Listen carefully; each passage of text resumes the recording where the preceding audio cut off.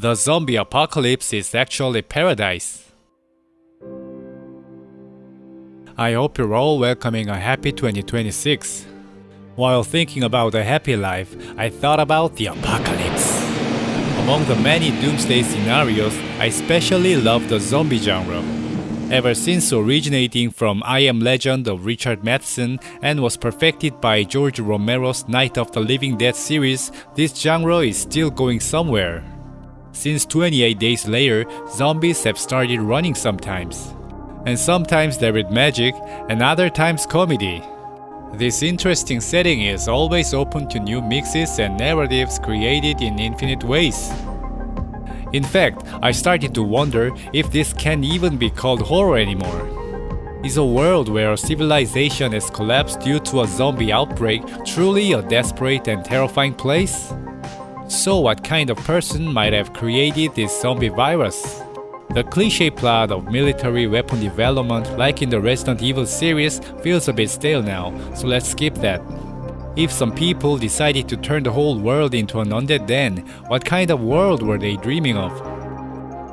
The strange realism of zombie apocalypse stories provokes a desire for thought experiments. How would I survive? What's my strength? What should I pack first and where would be the best place to stay? These fun imaginations go on forever. There are preppers in the real world who take these concerns seriously, and they likely have a strong connection to today's zombie stories. But this imagination is fun because the ordinary person like you or me who is unprepared will be the center of the stories. I like to watch superheroes wipe out zombies like in Left 4 Dead. But for now, let's consider a relatively realistic setting like The Walking Dead without running zombies. Unless you're a super fighter immune to the virus with infinite ammo like in Left 4 Dead, there seems to be no hope for survival in a world covered in sprinter zombies. So, now I'm in a collapsed society full of these slow zombies. I have to survive using my daily abilities because I don't have the special equipment or skills of a soldier or survivalist. I have to mobilize all those skills with ambiguous proficiency. Skills that are not quite at a professional level, like cooking, handling tools, dismantling a pipe, or simple carpentry. Someone good at soccer might be a good supply scavenger while dodging zombies. Someone who enjoys cooking would know the most effective way to eat with limited ingredients.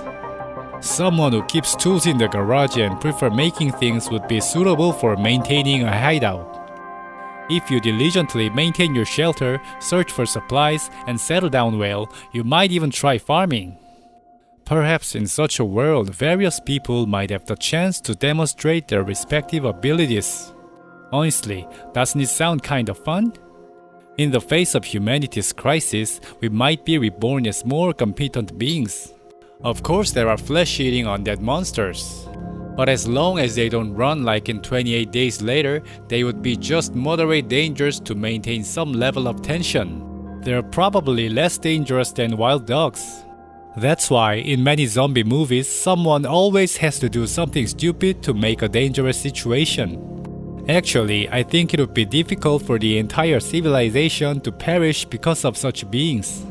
But let's just assume that part. After some initial panic, we somehow failed. Or we can imagine that people immune to the virus survive the airborne infection. Once the terrible outbreak passes, since the world isn't destroyed by war, just the number of people has decreased. So buildings, facilities, and supplies remain in abundance. Since civilization has stopped, the environment would become cleaner. Of course, infrastructure like electricity and communication would be destroyed, so rebuilding would take a lot of time. But this would provide a suitable goal for a small community to grow. Perhaps the utopia Thanos dreamed of is actually the world of a zombie apocalypse. Yes, there is the next problem. The true enemy is always hostile human groups. In these ruined worlds, warlords like Humongous or Negan always appear to torment the good people's group. However, I don't think people would be that selfish claiming survival of the fittest in a catastrophic environment like that. A Paradise Built in Hell by Rebecca Solnit introduced many examples showing that in situations like natural disasters or terrorist attacks, people don't just panic or become selfish, exploiting one another. Instead, they tend to act in order and care for each other in an altruistic manner. Humans are basically social animals and tend to cooperate. It's just some elements in modern society that sometimes prevent us from doing so. Perhaps if resources were extremely scarce like in Mad Max, cannibals might appear. But I believe we could maintain our humanity to a certain extent. In the case of zombies, it would be chaotic shortly after the shock of the outbreak. But once things settle down a bit, people will pull themselves together and survivors will find each other and start to unite. Some might think that people with psychopathic tendencies would thrive in such extreme situations. However, the number of people relying on social cohesion must be larger, and humans are much more powerful when they cooperate. Because that's how the ancestors overcame the harsh environment surrounded by predators. I doubt how stably a psychopathic group that loots, kills, and shows off cruelty could operate. Of course, humans in the primitive age might have lived more violent lives, and barbaric groups like bandits coexisted in the civilized era. Such people could also appear in a chaotic world like an apocalypse. But survivors in this scenario have already experienced civilization and order. So I think they would reach a consensus that leveraging the synergy of cooperation is better for survival. I expect that a group of normal people united by a bone would show stronger survivability than a group of madmen run by violence and fear like warboys, raiders, or the cult of Baal. This conversation in The Witcher 3 Blood and Wine has a good point. Master Witcher, is it true virtue always trumps villainy?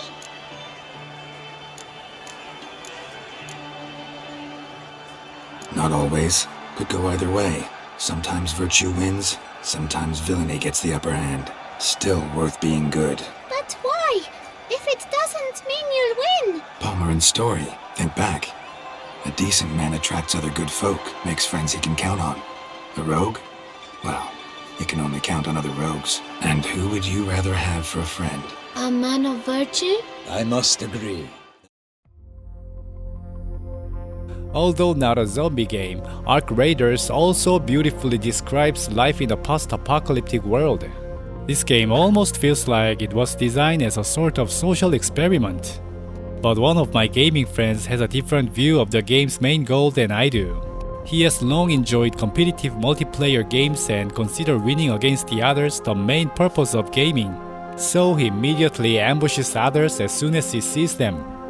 But I felt uncomfortable with that playstyle. Since the game doesn't necessarily require killing others to win, we don't have to fight all the time. It just becomes a zero-sum game. Although the game system allows PvP for fun, to me, this indiscriminate violence feels like ludonarrative dissonance, a mismatch between the game's narrative and gameplay. After all the raiders are residents of Speranza. We depart from the same place and return to the same place. But if there's someone killing anyone up on the surface, that person would eventually be discovered and wouldn't be able to live in Speranza. Moreover, Speranza looks like a fairly well-organized, functioning society. Humanity is on the brink of extinction and there are public enemies. Is there any reason not to stand in solidarity? So I told my friend I want to greet the people I meet and feel a sense of humanity in the game. But he replied like a veteran jaded by long battles. That's something only beginners do. Eventually, you end up shooting everyone on sight. Of course, he's a very kind person in reality.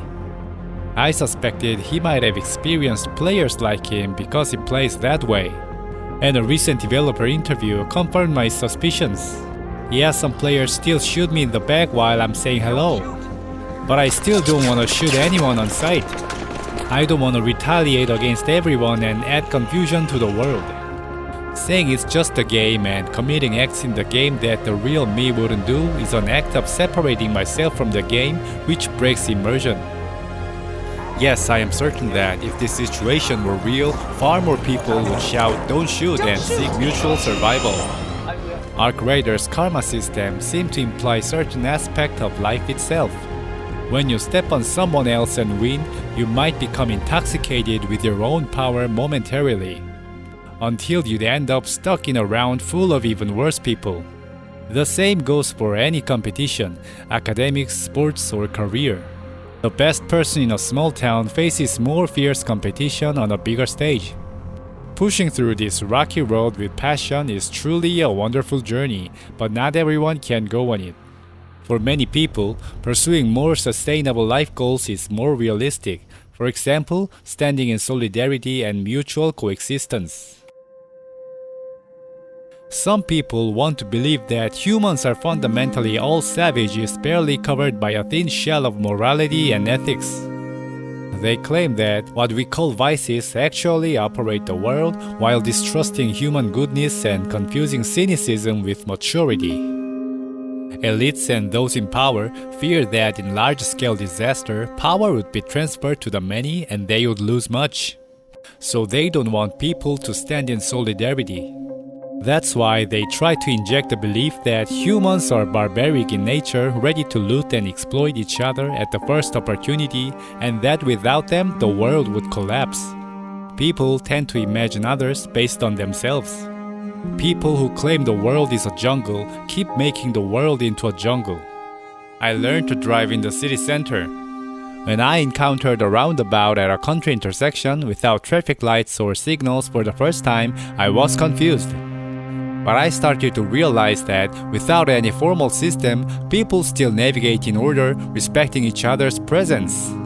Based on many studies, roundabouts without any traffic control devices actually reduce accidents and improve traffic flow. Without a signal commanding them, drivers naturally create perfect coordination without coercion. We don't need authority to cooperate. We just need to be trusted to make our own decisions. I believe kindness and consideration are not a natural oppression by rules, but inevitable outcomes of human nature. We are more altruistic, brave, communitarian, and generous than they believe. Therefore, even in a ruined world, people would eventually join forces to create their own order. So, how would we live in the world of the apocalypse when it was stabilized? In games like Arc Raiders, Dying Light, and Fallout, I enjoyed the feeling of living day by day in this desolate world even after seeing the endings. Our current lives are too complex and we live in a state of choice paralysis buried under the illusion of countless options and possibilities. But in this kind of world, we will gain clarity when our lives are focused on the struggle for survival. Struggle becomes routine and we feel competent in our daily lives. How lonely are we in big cities? Countless people pass by each other as nobodies. Life is full of complexity which makes us anxious and incomprehensible. The value of individuals has declined so much that finding meaning in my own existence becomes too difficult. Looking at recent AI issues, keeping up the pace of technological and social progress feels increasingly burdensome. When progress becomes too overwhelming, we develop nostalgia for the past. But since it's impossible to stop or reverse technological progress, perhaps we imagine a surreal collapse of civilization. However, in a post-apocalyptic world, humans are scarce, so everyone becomes meaningful to each other. In such a world, the value of ordinary people like me would perhaps rise dramatically. I have several skills that lack the expertise to make them professions. Foreign language, cooking, martial arts, drawing, sculpting, music composition, and guitar playing. However, today's society is so advanced that none of this would be considered adequate to become a profession. For example, I've been playing guitar as a hobby for a long time and I might be the best musician in my small town. But because of the internet, I have to face about 50 hundreds of geniuses on YouTube. They made my music so shabby. However, if civilization collapses and I live in a survivor group the size of a small village, I might be different. I could build various facilities, paint pictures on the wall to give people courage, and in the evening light a bonfire and play guitar for people. I might become a teacher for children or valiantly vanquish the zombies lurking around the fence. Once you skip the horrifying intro, the zombie apocalypse could be a rather romantic world. After the collapse, people finally become noble. If Thanos didn't have superpowers, wouldn't he have tried to change the world this way? Some religions claim that after the world ends, only a chosen few will live in paradise. If someone intentionally created the zombie apocalypse, they might have dreamed of such a paradise. I know this idea that there are too many people in the world is like evil twisted logic. It's something that shouldn't happen in reality. But it's still a romantic fantasy with delicious appeal, like junk food. You could even say it's a romanticizing of anarchism. But I think this imagination shows us what kind of being we want to become. We discover meaning in life, pursue beauty, love one another, and discover paradise even in hell. That's what we are.